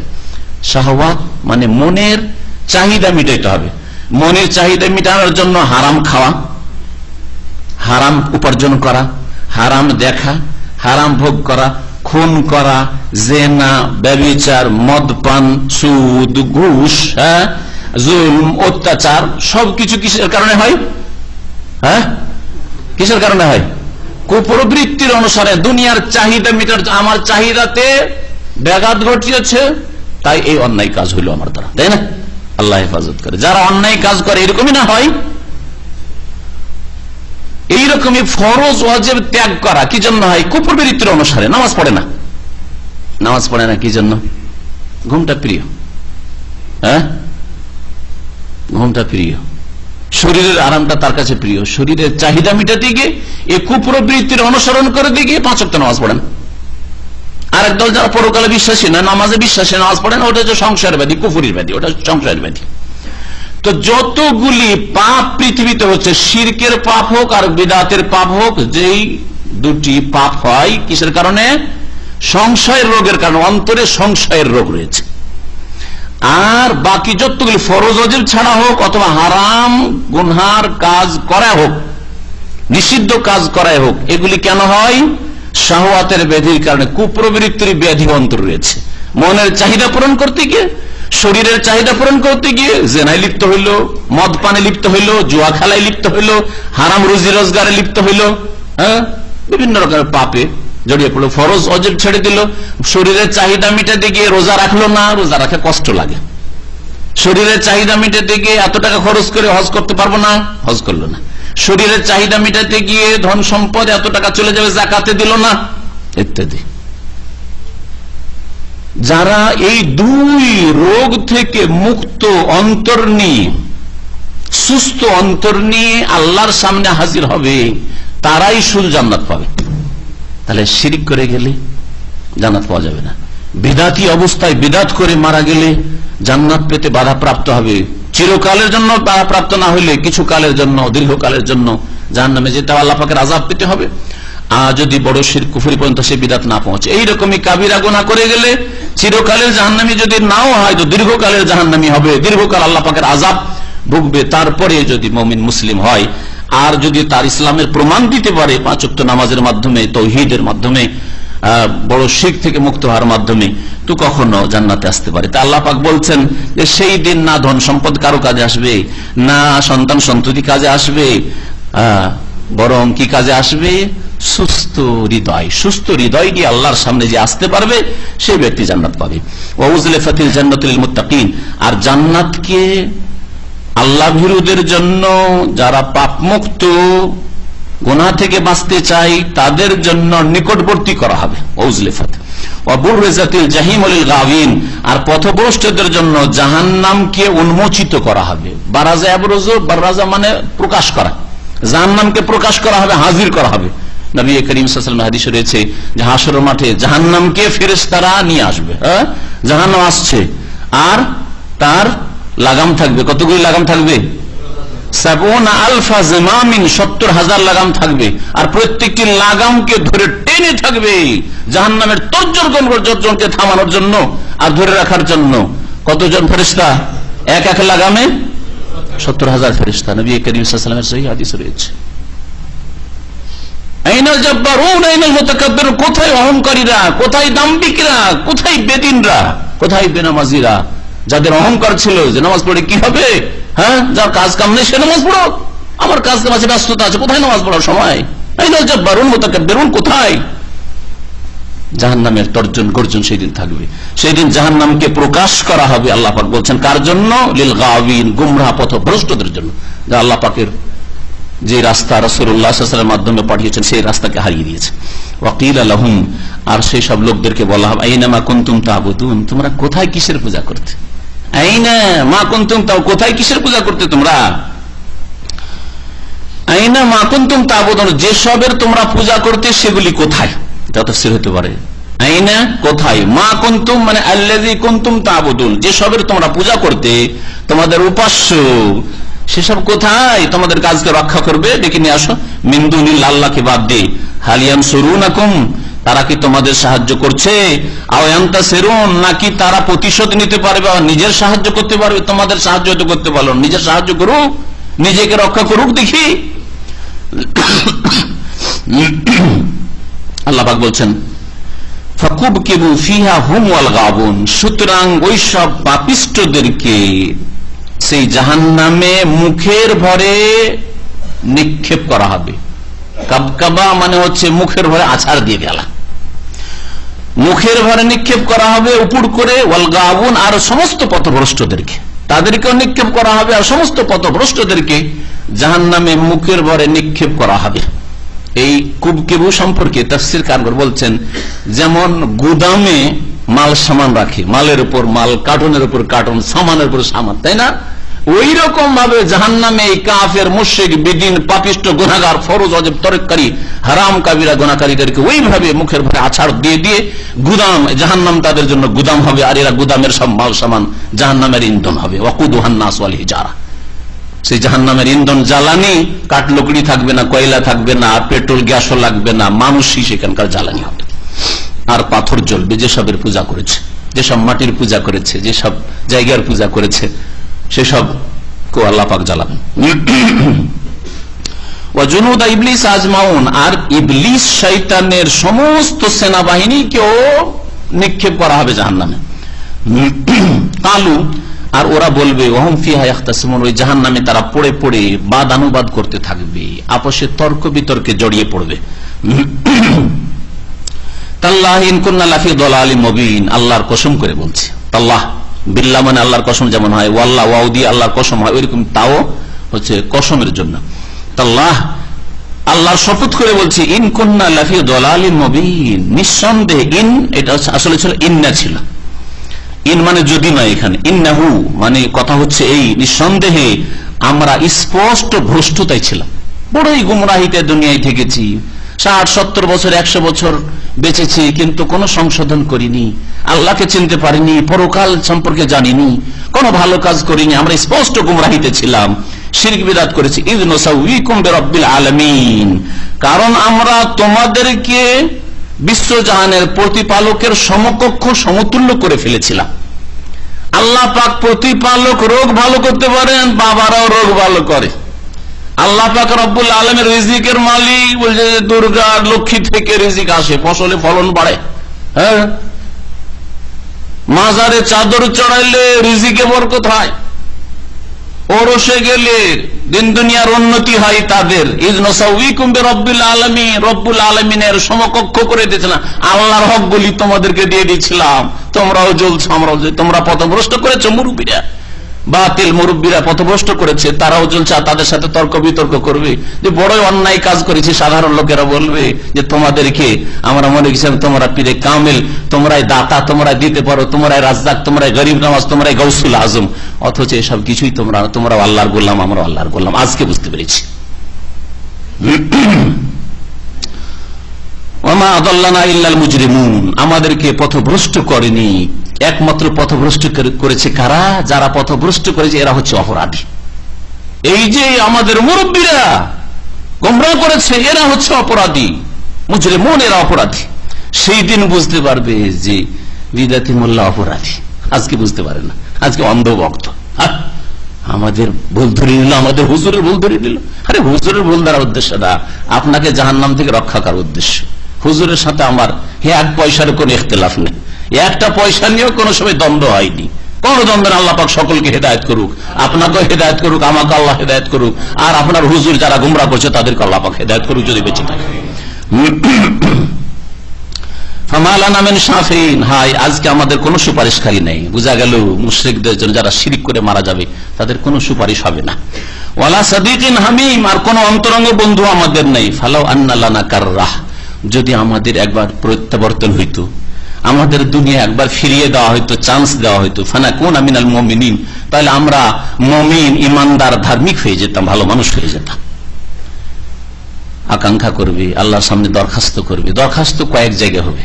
মওতের সময় দরখাস্ত করে পাপিষ্টরা, যে কোনো পাপ করে যখন মারা যায় মানুষ, মওতের সময় মালাকুল মওত আযাবের ফেরেশতাকে দেখলে আল্লাহ সুযোগ দাও, সুযোগ দেয়, একবার কিছুটা সময় দাও, দরখাস্ত করে। কবরের জীবনে দরখাস্ত করতে থাকবে, রব্বের জীবন, আর হাসরের মাঠও দরখাস্ত করবে, জাহান্নামে দরখাস্ত করবে। এদেরকে জাহান্নামে নিক্ষেপ করে দেওয়া হয়, জাহান্নামে তর্ক বিতর্ক চলছে। আর বুঝতে পেরেছে যে আমাদেরকে গোমরাহ পথভ্রষ্ট করা হয়েছে, ভুল পথে চালিত করা হয়েছে। আল্লাহর কাছে দরখাস্ত করে, ফালাউ আন্না লানা কাররা, যদি আল্লাহ আমাদেরকে ফিরিয়ে দিতেন, আমাদের একবার প্রত্যাবর্তন পৃথিবীতে হইতো, রিটার্ন হইতো, ফানাকুনা মিনাল মুমিনিন, তাহলে আমরা ইমানদার, ধার্মিক হয়ে যেতাম। আল্লাহ পাক এর জবাব কোরআনে কারীম অন্য আয়াতে দিয়েছেন, যে আয়াতের তাফসীর কয়েক মাস আগে করেছি। ওয়ালাউ রুদ্দু লাআদু লিমানু আনহু, তাদেরকে যদি ফিরিয়েও দেওয়া হইতো, সাপোজ ধরে নাও যে ফিরিয়ে দিলাম, ফিরিয়ে দেওয়া হবে না। একবার আযাব দেখে নেওয়ার পরে দুনিয়া আবার ফিরে আসবে। মালাকুল মওতকে দেখে নিল, কবরের আযাব দেখে নিল, জাহান্নামের আযাব দেখে নিল, আর একবার তোমাদেরকে চান্স, যাও ফিরে আসো, যাও, কি করে আসছো আসো না, কখনো হবে না এটা। কিন্তু যদি তাদেরকে ফিরিয়ে দেওয়া হয়তো, ওয়ালাউ রুদ্দু, তাহলে আবার ওই পৃথিবীর খোলে ফিরিয়ে দেওয়া হবে, আবার এইভাবে মানুষের রূপে, আর তারপরে এইভাবে আবার জন্ম, নতুন করে জন্ম হবে, ও যে সাজা শাস্তি ভুলে যাবে না, আবার দুনিয়ার মোহে পড়ে গিয়ে সমস্ত রকমের পাপ করা শুরু করবে, যেমন পাপ করে একবার গিয়েছে। আল্লাহ বলছেন ওয়ালাউ রুদ্দু, তাদেরকে যদি ফিরিয়েও দেওয়া হইতো, লাআদু লিমানু আনহু, যা তাদের উপর নিষেধ করা হয়েছে সেসবের দিকে আবার ফিরে যেত, আবার শিরকের দিকে ফিরে যেত, আবার বিদআতের দিকে ফিরে যেত, আবার নামাজ ত্যাগের দিকে ফিরে যেত, আবার শিরক, আর বিভিন্ন রকমের পাপ, আর খুন, আর জিনা, ব্যভিচার, যত পাপ রয়েছে, যে যেমন পাপ করতে চায় সেসব পাপের দিকে লাআদু লিমানু আনহু, যেসব থেকে নিষেধ করা হয়েছে সেই নিষিদ্ধ কাজ, কথার দিকে আবার ফিরে যেত, আবার পাপিষ্ট হয়ে হাজির হইতো। এই জন্য আর ফিরিয়ে দেওয়া হবে না। দেখে নিয়েছে, কর্মজগৎ শেষ হয়ে গেছে, এখন বদলার জগৎ, বদলা পাও ভালো করে। ইন্না ফি যালিকা লাআয়া, নিঃসন্দেহে এতে নিদর্শন রয়েছে। ওমা কানা আকসারুহুম মুমিনিন, কিন্তু অধিকাংশ লোক বিশ্বাস করে না। ওয়া ইন্না রাব্বাকা লাহুয়াল আজিজুর রহিম, হে নবী মুহাম্মদ সাল্লাল্লাহু আলাইহি সাল্লাম, তোমার প্রতিপালক মহাপরাক্রান্ত, আর তিনি বড় দয়ালু। কাযযাবাত কওম নূহিল মুরসালিন, আর নূহ আলাইহিস সালামের জাতি রাসূলগণকে মিথ্যা মনে করেছিল, অস্বীকার করেছিল। নূহ আলাইহিস সালামের জাতি রাসূলগণকে অস্বীকার, আল্লাহ মুরসালিন বলেছেন বহু বচন। কেন? রাসূলগণ সকলে যেহেতু আল্লাহর পক্ষ থেকে এসেছেন, আর রাসূলগণের দাওয়াতের মৌলিক বিষয় তাওহীদ আর নবীর আদর্শ, তাই না? সুতরাং যে একজন রাসূলকে অস্বীকার করলো, সমস্ত রাসূলদের দাওয়াতকে অস্বীকার করলো। আর যেই ব্যক্তি একজন রাসূলকে মানলো, তার মানে আল্লাহ পাকের রিসালাত পায়গাম মেনে নিয়েছি, যার মাধ্যমে আসুক না কেন, যে কোনো রাসূল আসুক মানতে প্রস্তুত। এই জন্য মুমিন মুসলিম সম্পর্কে আল্লাহ পাক সূরা বাকারা শেষে বলেছেন, কুল্লুনা আমানা বিল্লাহি ওয়া মালাইকাতিহি ওয়া কুতুবিহি ওয়া রুসুলিহি লা নুফাররিকু বাইনা আহাদিন মির রুসুলিহি। কোন রসুলের মাঝে পার্থক্য করি না, একে মানবো একে মানবো না, একে মানবো একে মানবো, এ ভালো এ ভালো নাই কথা বলে না। কোন মুমিন মুসলিম এই উম্মতের এমন নেই যে মুহাম্মদ রাসূলুল্লাহকে মানি কিন্তু ঈসা আলাইহিস সালামকে মানি না। আমরা প্রত্যেক রাসূলকে মানি। পক্ষান্তরে ইহুদি মুহাম্মদ রাসূলুল্লাহকে মানে না, ঈসা আলাইহিস সালামকে মানে না। খ্রিস্টান মুসা ঈসাকে মানলেও মুহাম্মদ রাসূলুল্লাহ সাল্লাল্লাহু আলাইহি ওয়াসাল্লামের রিসালাতকে স্বীকার করেনি, মানে না, বলছে ওইটা তোমাদের নবী, আমাদের না। আর আমরা বলি আমাদের সবগুলি নবী আমাদের নবী আলাইহিমুস সালাতু ওয়াস সালাম, সমস্ত নবী আমাদের নবী। লা নুফাররিকু বাইনা আহাদিন মির রাসূলি, আল্লাহ পাক রাসূলগণের মাঝে কোনো তফাৎ করি না যে একে মানবো একে মানবো না, এমনটা নয়। তো নূহ আলাইহিস সালামের জাতি রাসূলগণকে অস্বীকার করেছিল। ইয ক্বালা লাহুম আখুহুম নূহ, যখন তাদের ভাই নূহ, ভাই এই জন্য বলা হয়নি যে কাফের মুশরিক মুমিন মুসলিমের নবীর ভাই হয়, বরং সেই বংশেরই যেহেতু নূহ আলাইহিস সালাম ছিলেন, বংশীয় সম্পর্কের দিক থেকে ভাই বলা হয়েছে, যে নবী যেহেতু সেই গোত্রের হয়ে থাকেন। যখন তাদের ভাই নূহ আলাইহিস সালাম বলেছিলেন, আলা তাত্তাকুন, তোমরা কি আল্লাহকে ভয় করবে না, পাপ থেকে বাঁচবে না? ইন্নী লাকুম রাসূলুন আমিন, নিঃসন্দেহে আমি তোমাদের জন্য বিশ্বস্ত একজন রাসূল। ফাত্তাকুল্লাহ ওয়া আতিউন, সুতরাং আল্লাহকে ভয় করো এবং আমাকে মানো, আমার আনুগত্য করো। ওমা আসআলুকুম আলাইহি মিন আজরিন, তোমাদের কাছে কোনো পারিশ্রমিক চাই না, যে আমি তোমাদেরকে দ্বীন শিখাবো, তোমাদেরকে ইসলামের দাওয়াত দেব, সেই জন্য মান্থলি পয়সা দাও, দৈনিক কিছু দাও, তোমাদের কাছে কিছু চাই না। ইন আজরিয়া ইল্লা আলা রাব্বিল আলামিন, আমার পারিশ্রমিক একমাত্র যিনি বিশ্বজাহানের প্রতিপালক তার কাছে রয়েছে, তোমাদের কাছে না। কোন নবী রাসূল কোন জাতির কাছে বেতন চাননি যে জাতি তোমরা দাও তাহলে করব, জাতি দাও তাহলে করব। আর এই কথাটিকে বিকৃত করে এক শ্রেণীর লোকেরা পেশ করে যে সৌদি আরবে যারা দাওয়াতি কাজ করে তারা তো পয়সা নিয়ে দাওয়াতি কাজ করে। আমি বলছি তাদেরকে যে কোন দায়ীকে আপনারা 4টা পয়সা দিয়েছেন? দাওয়াত দেওয়া হচ্ছে আপনাদেরকে, সৌদিদেরকে বিদেশি দায়ীরা, বাংলা ভাষী হোক আর উর্দু ভাষী হোক আর কেরালা হোক আর ফিলিপাইনি হোক, হ্যাঁ, সৌদিদের দাওয়াতের জন্য তারা নেই। হ্যাঁ, যে সরকার পয়সা দিচ্ছে অথবা সৌদি জনসাধারণ পয়সা দিচ্ছে, যারা পয়সা দিচ্ছে তাদের দাওয়াতের উদ্দেশ্যে নেই, আপনাদের প্রবাসীদের দাওয়াতের উদ্দেশ্য আছে। প্রবাসী কোন প্রবাসী আছে, কোন কমিউনিটি যে আমরা দায়ীকে বেতন দিই আর আমাদেরকে শিখাই? আছে? আপনারা দিয়েছেন? 1 মাসের বেতন কোন দায়ীকে দিয়েছেন সৌদি আরবের কোন জায়গায়? তাহলে কেন মিথ্যা কথা ছড়ান যে এরা পয়সা নিয়ে শিখা? আপনাদের কাছে কি পয়সা আছে? বরং আপনাদের কাছে দেওয়া হচ্ছে, প্রাইজ দেওয়া হচ্ছে, খেতে দেওয়া হচ্ছে, হ্যাঁ, মাঝে মাঝে মোবাইলও দেওয়া হচ্ছে। হ্যাঁ, তারপরেও বলবেন যে পয়সা নিয়ে দাওয়াত করা হচ্ছে। কোথায় পয়সা আপনার কাছে চাওয়া হয়েছে? তৃতীয় পক্ষ যদি আপনার ফুল টাইম নেই আর যদি তৃতীয় পক্ষ কেউ পয়সা দেয় তাহলে কোনো প্রশ্নই ওঠে না এতে নাজায়েজ হওয়ার। আপনার এক পক্ষ হচ্ছে দায়ী যে দাওয়াত দিচ্ছেন, তাই না? 2 পক্ষ, তৃতীয় পক্ষ কেউ ফুল টাইম তার কাছে 8 ঘন্টা নিচ্ছে, একটা লোক 8 ঘন্টা কাজ করতে পারে, তাই না? 8 ঘন্টা তার কাছ থেকে কাজ নিচ্ছে, তারা পয়সা দিচ্ছে, তো আপনার এতে কষ্ট কেন? আপনার কষ্ট কেন? আর এতে এটাকে বিকৃত করে কেন পেশ করছেন? মিথ্যা কথা কেন চড়াচ্ছেন? আল্লাহ পাক হিসাব দেবে না? একটা পয়সা দিলেন না, এটাকে আপনি বিকৃত করে মিথ্যা ছড়াছড়ি। 2 নম্বর কথা, যদি তাই হয় তাহলে আজকাল ইসলামিক স্কুল খুলে যে ফিস না হচ্ছে গাদার গাদা, ইসলামিক স্কুল, ইসলামী মাদ্রাসা আর হোস্টেল খরচ, ফিস পড়া খরচ, আর ওখান থেকে শিক্ষকদের বেতন না হচ্ছে, ওইটা কি করে আপনার দেশে হইলে জায়েজ হয়ে যাচ্ছে? হ্যাঁ, মাদ্রাসাতে আপনারা ফিস নেন না, মাদ্রাসাতে আপনাদের শিক্ষকরা বেতন নেয় না, ওখানে যে উত্তরটা দেবেন সেই উত্তরটা এখানেও ফিট করে। যদি আপনার হাটহাজারী মাদ্রাসায়, ফুটিয়া মাদ্রাসায়, দেওবন্দ মাদ্রাসায় শিক্ষকদের বেতন নেওয়া জায়েজ হয় কোরআন হাদিস ফিকহ পড়াবার জন্য, আরবি ভাষা পড়াবার জন্য, তো কোরআন হাদিস এখানে পড়াবার জন্য যদি কেউ তৃতীয় পক্ষে বেতন দেয়, ওখানে আবার গায়ের জ্বালা কেন? একই রকম কিয়াস করে ফতোয়া দিতে পারলেন না? আল্লাহ পাক যেন বুঝার তৌফিক দান করেন। সেখানে যদি জায়েজ হয়তো এখানেও জায়েজ, আর এখানে যদি না জায়েজ হয়তো ওখানেও নাজায়েজ করতে হবে। তারপরে মাদ্রাসা মক্তব সব বন্ধ করে দিতে হবে।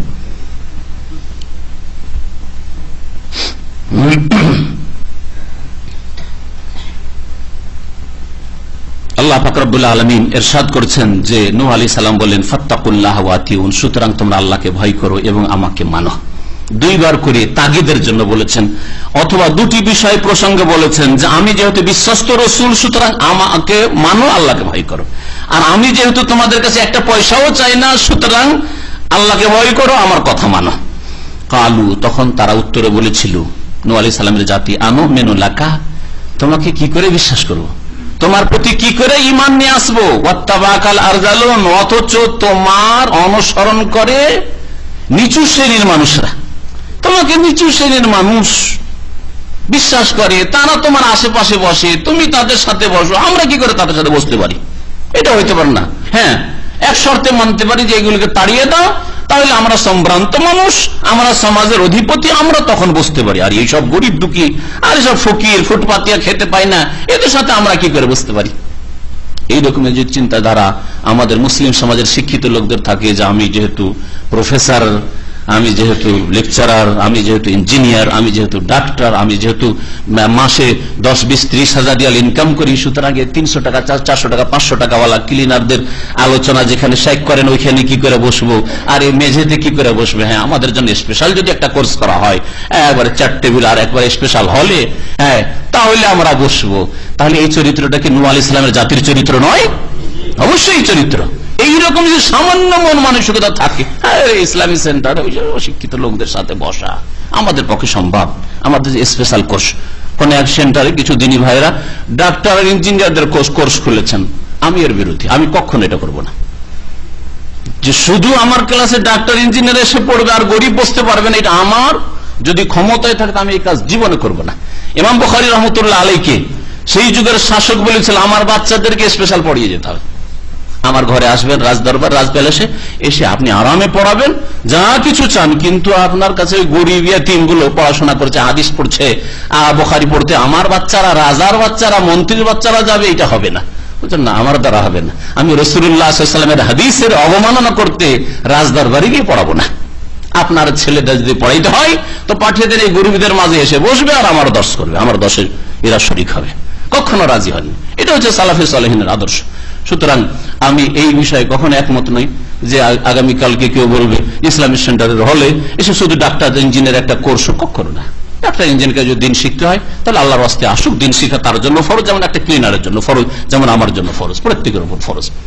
এই জাতি, নূহ আলাইহিস সালামের জাতি বলেছিল যে নিচু শ্রেণীর লোক তোমার সাথে থাকে, কি করে আমরা তোমার প্রতি ঈমান নিয়ে আসতে পারি? নিচু শ্রেণীর লোক বলতে তারা বুঝিয়েছিল যাদের কাছে সম্পদ নেই,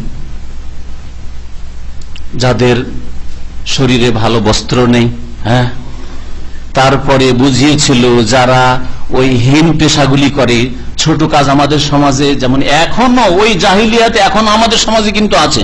আমাদের সমাজে যদি কেউ নাপিতের কাজের তাহলে ছোট কাজ করে, তাহলে ছোট। কেউ যদি ছুতারের কাঠমিস্ত্রির কাজ করে তাহলে ওরা সমাজে ছোট।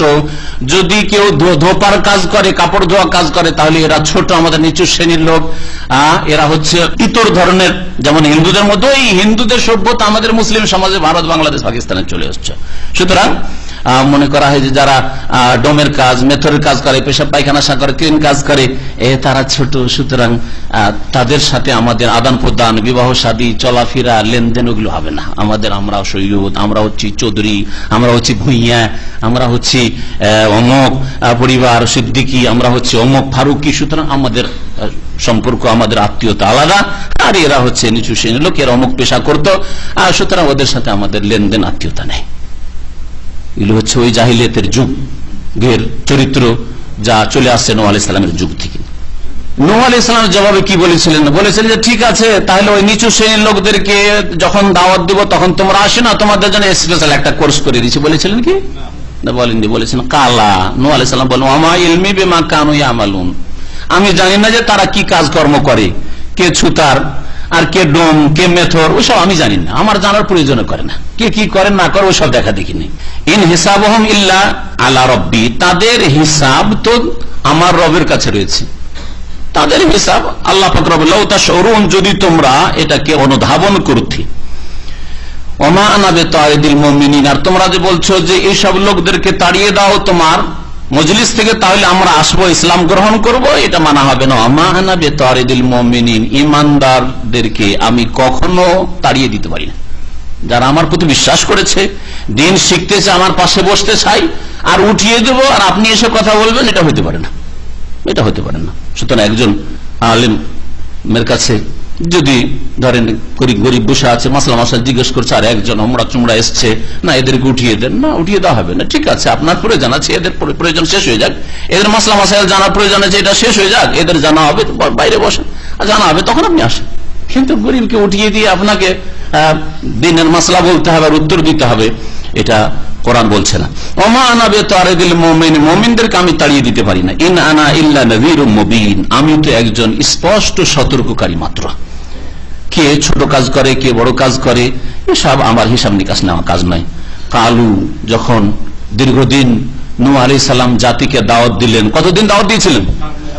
950 বছর। আল্লাহ কোরআনে কারিমে বলেছেন, তখন তারা বলেছিল লাইন লাম তানতাহি ইয়া নূহ, হে নূহ, যদি তোমার এই কথাগুলি না ছাড়ো, এই যে আমাদেরকে ঈমান ঈমান ঈমান আল্লাহ পরকাল সব কথা বলো, এগুলো যদি না ছাড়ো, আর আমাদের দেবদেবী উপাস্যের বিরুদ্ধে যেসব বলছে এইসব কথা বন্ধ না করো, লাতাকুনান্না মিনাল মারজুমিন, অবশ্যই তোমাকে পাথর মেরে হত্যা করব, পাথর মেরে নিহত করব। লাতাকুনান্না মিনাল মারজুমিন, তোমাকে সংসার করে দেওয়া হবে। রজম মানে পাথর দিয়ে আঘাত করা। কালা, তখন নূহ আলাইহিস সালাম বলেছিলেন রব্বে ইন্না কওমি কাযাবুন, হে আমার প্রতিপালক, আমার জাতি আমাকে মিথ্যাবাদী সাব্যস্ত করেছে, আমাকে মিথ্যা প্রতিপন্ন করেছে, আমাকে অস্বীকার করেছে। ফাফতাহ বাইনি ওয়া বাইনাহুম ফাতহা, সুতরাং আমার মাঝে আর তাদের মাঝে চূড়ান্ত ফয়সালা করে দাও, বিচার কর আল্লাহ। 950 বছর হেদায়েতের পরে আর শুধু দিনে 1 ঘন্টা আধা ঘন্টা নয়, রব্বে ইন্নী দাওতু কওমি লাইলা ওয়া নাহারা, সূরা নূহ, একটা সূরাই রয়েছে সূরা নূহ, তাই না, 29তম পারায় আল্লাহকে বলছেন নূহ আলাইহিস সালাম যে হে আল্লাহ, ইন্নী দাওতু কওমি, আমার জাতিকে দাওয়াত দিতে থাকলাম ঈমানের দিকে, তাওহীদের দিকে, রিসালাতের দিকে, আখিরাতের দিকে, রাত দিন সব সময়। ফালাম ইয়াজিদহুম দুআই ইল্লা ফিরারা, কিন্তু আমার ডাকে তারা সাড়া তো দিল না, আরো পালিয়ে গেল, আমার কাছে আসতে চায় না, আমার কথাই শুনতে চাই না। তারপরে যখন নূহ আলাইহিস সালামকে হত্যা করার তারা ষড়যন্ত্র করলো যে একে হত্যা করে দেব, তখন নূহ আলাইহিস সালাম আল্লাহ পাকের কাছে দোয়া করে রব্বি লা তাযার আলাল আরদি মিনাল কাফিরিনা দাইয়ারা, হে আল্লাহ, এই জমিনে এই দেশে কোন কাফেরকে ছেড়ে দিও না, তুমি একটি কাফেরকে তুমি ছাড়িও না। ইন্নাকা ইন তাযারহুম ইউদিল্লু ইবাদাক, আল্লাহ এই কাফেরদের একটাকে যদি ছেড়ে দাও, এ বড় নেতা হবে, বাকিগুলোকে গোমরাহ করবে, বাকিদেরকে পথভ্রষ্ট করবে। ইউদিল্লু ইবাদাক ওয়ালা ইয়ালিদু ইল্লা ফাজিরান কাফারা, এদের প্রজন্ম থেকে কোনো ভালো মানুষ আর হবে না। ওয়ালা ইয়ালিদু ইল্লা ফাজিরান কাফারা। যখন বদদুয়া করলেন নূহ আলাইহিস সালাম, নূহ আলাইহিস সালামের দোয়া কবুল হলো। বদদুয়াটা 1-2 বছরে করেননি, আর আপনি আপনার বাপকে, আপনার মাকে, আপনার আত্মীয় স্বজনকে, আপনার দেশবাসীকে, আপনার দেশের যে কোনো ব্যক্তিকে, যে কোনো মহলের দিনের দাওয়াত প্রথম কথা পৌঁছালেন না ভালো করে, আর পৌঁছালেও 1 দিন 2 দিন পৌঁছে দিয়ে আল্লাহ এদেরকে হিদায়াত করবে, আল্লাহ এদের অন্তরে মোহর মেরে দিয়েছে, মনে হচ্ছে আপনি নবী রাসূল ওহী দ্বারা জেনে গেছেন এদের অন্তরে মোহর মারা হয়ে গেছে, এরা হিদায়াত হবে না, আল্লাহ এদের ধ্বংস করবে। এই ইখতিয়ার আপনাকে কে দিল? 950 বছর আপনি পুরা করেন, আর তারপরে আপনার কাছে ওহী আসুক যে হেদায়েত হবে না, আর হেদায়েত হবে না যখন ওহী চলে এসছে তখন বদদুয়া করেন। কোথায় ওহী আপনার কাছে? আমার কাছে ওহী আসবে? আপনার কাছে আসবে? ওহী আসবে না। তাহলে নিরাশ হবেন আল্লাহর রহমত থেকে। কখন যে আল্লাহ পাক কোন জালেমকে, আর কোন কাফের, কোন মুশরিককে, কোন বেনামাজিকে, কোন পাপীকে যে হেদায়েত করে দেন, আপনার কাজ হচ্ছে দোয়া করা, মেহনত করা, দাওয়াত দেওয়া। আল্লাহ আমার মাঝে এবং তাদের মাঝে চূড়ান্ত ফয়সালা করে দেওয়া, নাজ্জিনি ওয়া মান মাইয়া মিনাল মুমিনিন, আমার সাথে যেসব মুমিনরা রয়েছে তাদেরকে আর আমাকে তুমি রক্ষা করো, নাজাত দাও এদের কবল থেকে। ফানজাইনাহু, আল্লাহ পাক বলছেন যে নূহ আলাইহিস সালামকে আমি রক্ষা করলাম, ওয়া মান মাহু, আর তার সাথে যারা ছিল ঈমানদার তাদেরকে রক্ষা করলাম, নাজাত দিলাম কিসে করে? ফিল ফুলকিল মাশহুন, বোঝাই নৌকায়, বোঝাই জলযানে, বোঝাই পানি জাহাজে। যেই পানি জাহাজ বা নৌকা আল্লাহ পাক রব্বুল আলামিন তৈরি করতে বললেন নূহ আলাইহিস সালামকে, নূহ আলাইহিস সালাম এই নৌকা তৈরি করে, এটা ঠাট্টা মজাক করে, কি করবে রে, কি বালিতে শুকনো জায়গায় নৌকা চালাবে নাকি, পানি নেই দেশে? আল্লাহ পাক এমন পানি দিলেন যে পাহাড়ের উপরে গিয়েও তার ছেলে নূহ আলাইহিস সালামের ছেলে বাঁচতে পারলো না। বোঝাই বলা হয়েছে এই নৌযানকে, এই জন্য যে তাতে মানুষ বোঝাই করা হয়েছিল যারা মুমিন মুমিনাত ছিল, নারী পুরুষ, পশু জীবজন্তু বোঝাই করা হয়েছিল, মাল সামান বোঝাই করা হয়েছিল, বোঝাই ভরপুর এই নৌকা বা নৌযান। তাতে করে আল্লাহ পাক নাজাত দিলেন, রক্ষা করলেন নূহ আলাইহিস সালামকে এবং নূহ আলাইহিস সালামের প্রতি ঈমানদার লোকদেরকে। সুম্মা আগরাকনা বাদুল বাকিন, তারপরে অবশিষ্টদেরকে আমি ডুবিয়ে ধ্বংস করলাম। ডুবিয়ে ধ্বংস করলেন নূহ আলাইহিস সালামের জাতিকে, যেমন ডুবিয়ে ধ্বংস করেছে আল্লাহ পাক রব্বুল আলামিন ফিরআউন এবং ফিরআউনের জাতিকে। ইন্না ফি যালিকা লাআয়া, নিঃসন্দেহে এতে নিদর্শন রয়েছে। ওয়া মা কানা আকসারুল মুমিনিন, কিন্তু অধিকাংশ লোক আল্লাহ পাকের নিদর্শন থেকে শিক্ষা নিতে চায় না, বিশ্বাস করে না। ওয়া ইন্না রাব্বাকা লাহুয়াল আজিজুর রহিম, হে নবী মুহাম্মদ সাল্লাল্লাহু আলাইহি ওয়াসাল্লাম তোমার প্রতিপালক নিঃসন্দেহে মহাপরাক্রান্ত, তাকে কেউ পরাজিত করতে পারে না, হারাতে পারে না, আর তিনি বড় দয়ালু। সুতরাং মানুষকে অনেকবার ক্ষমা করেন, অনেকবার আল্লাহ পাক অনেক দিন ছাড় দেন, আর তারপরে আল্লাহ পাক রব্বুল আলামিনের অবাধ্য হয়ে গেল আল্লাহ পাক ধরেন। আল্লাহ পাক রব্বুল আলামিন যেন আমাদের গুনাহ খাতা মাফ করে দেন, আমাদের নেক আমলের তৌফিক দান করেন। আল্লাহ পাক রব্বুল আলামিন আমাদের দুনিয়া আখিরাতে যেন সুখী করেন, বালা মুসিবত যেন দূর করে দেন। আমাদের আত্মীয় স্বজন মুমিন মুমিনাত যারা দুনিয়া থেকে বিদায় নিয়েছে, আল্লাহ পাক রব্বুল আলামিন তাদের যেন রুহের মাগফিরাত করেন, জান্নাতুল ফিরদাউস দান করেন, কবরের আযাব যেন দূর করে দেন। রব্বানা ইগফির লানা ওয়া লিইখওয়ানিনা আল্লাযীনা সাবাকুনা বিল ঈমান ওয়া লা তাজআল ফি কুলুবিনা গিল্লাল লিল্লাযীনা আমানু রব্বানা ইন্নাকা রাউফুর রহিম। ওয়া সাল্লাল্লাহু আলা নাবিয়িনা মুহাম্মদ ওয়া আলা আলিহি ওয়া সাহবিহি আজমাইন।